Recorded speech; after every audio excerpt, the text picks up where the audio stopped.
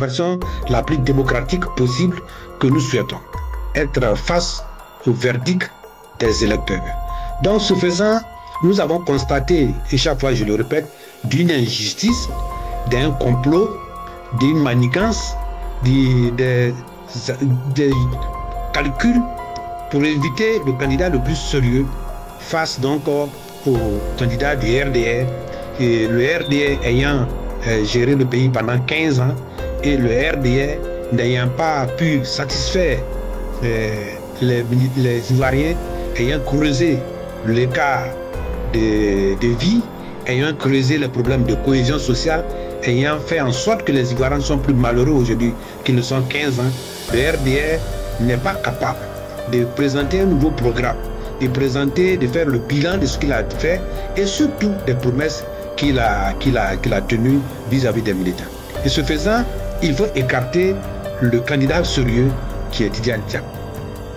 Donc nous estimons que face donc à cela, il y a des efforts et des démarches qui ont été faites au niveau interne.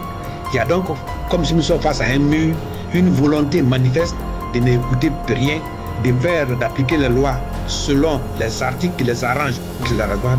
Donc le président a décidé donc de faire une offensive diplomatique. Et je pense que cette offensive aujourd'hui, elle est au niveau bilatéral, elle est au niveau multilatéral et surtout avec les institutions qui gèrent les problèmes des droits de l'homme et les institutions internationales comme la CEDEAO, l'Union africaine et surtout l'ONU, l'Organisation des Nations Unies et ses démembrements. Donc c'est ainsi que vous avez constaté que depuis un certain moment donné, des voix s'élèvent enfin au niveau de l'Occident, à travers donc des sachants, pour attaquer et surtout critiquer la situation. Vous avez tout dernièrement l'intervention de M. Bernard Oudin sur une des chaînes qui n'a pas été tente, qui a expliqué clairement comment est-ce que la communauté internationale a aidé le pouvoir actuel à être là et qu'aujourd'hui elle veut se dérober de cette communauté internationale. Vous avez aussi écouté certainement Robert Bougui, qui est un sachant, qui, contrairement à ce que le gouvernement actuel dit que l'Afrique n'a pas été aidée par la France, allait même dans certains détails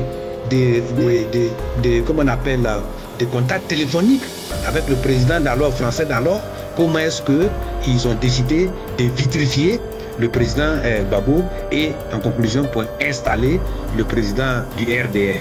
Donc ceci étant, ce sont les efforts de diplomatie, des contacts, d'explication du contexte, des éléments factuels, en dépit de leur passage sur les chaînes internationales pour vouloir dire la vérité commence à sortir. Donc, pour traduire tout ça là en fait et en acte, le président du parti a décidé donc de monter au créneau et d'aller aux Nations Unies à la veille d'un événement important, comme vous savez, la conférence annuelle des États-Unis, pour aller. Donc il était donc là-bas et il a déposé un dossier en tenant compte du contexte. Quel est le contexte que nous avons décrit? Mais vous savez, madame, Dieu avec nous.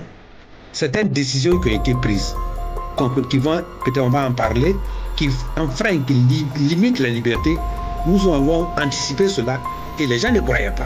Et aujourd'hui, Dieu fait que les coïncidences, les choses arrivent. Donc, j'ai dit aux militants que notre objectif, c'est qu'il y ait des décisions qui contraignent le gouvernement actuel, qui contraignent les institutions actuelles à inscrire le nom du président Tidjane Thiam et le président Gbagbo sur la liste que les élections soient inclusives. Et cela va se faire. Cela va se faire parce que les argumentaires que nous avons avancés sont des faits. Ce ne sont pas des choses imaginées. Ce sont des faits et on ne peut pas priver quelqu'un expressement de ses droits et dire que non, il est frappé par la loi. Quelqu'un qui est frappé par la loi, Tidjane Thiam est frappé pour une loi. Tidjane Thiam est président du PDCI RDA conformément à nos statuts et règlements intérieurs qui disent qu'il faut être ivoirien. Au moins il le faisait, il était ivoirien. Parce que la binationalité n'exclut pas le fait qu'on soit ivoirien. Tidjane Thiam a cette défaite de sa nationalité ivoirienne. Malgré toutes les manigances, il avait encore une chance et un droit même de s'inscrire à partir de la dernière révision de la liste électorale qui est celle de 2025. Alors on a bouclé, comme je dis, la porte à double tour pour l'empêcher de s'y inscrire. Ça, c'est dénier ses droits.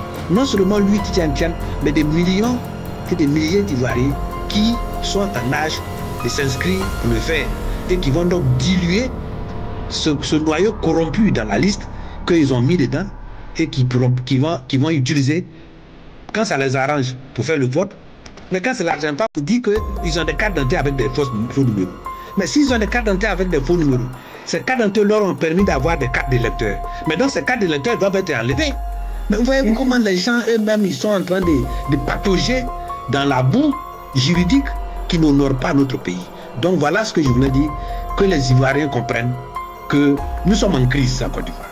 Nous avons une crise juridique parce que la loi est sélective. Nous avons une crise de confiance parce que personne ne fait confiance à ces institutions. Nous avons une crise de pauvreté. Nous avons une crise de liberté. Et donc, aujourd'hui, il n'y a que les arrangements politiques qui peuvent permettre à la Côte d'Ivoire de retrouver la paix et la cohésion sociale. Et c'est pourquoi nous nous battons pour ça. Merci, honorable.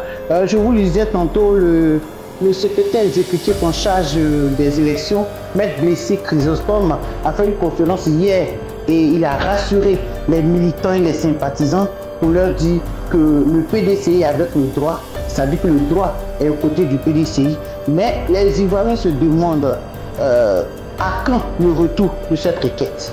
Je vous ai dit au cours de ma dernière intervention que la Côte d'Ivoire n'est pas une enceinte adiabatique. Peut-être qu'il faut que j'explique en français facile. C'est-à-dire qu'on n'est pas dans un espace clos où tout peut se faire sans l'extérieur.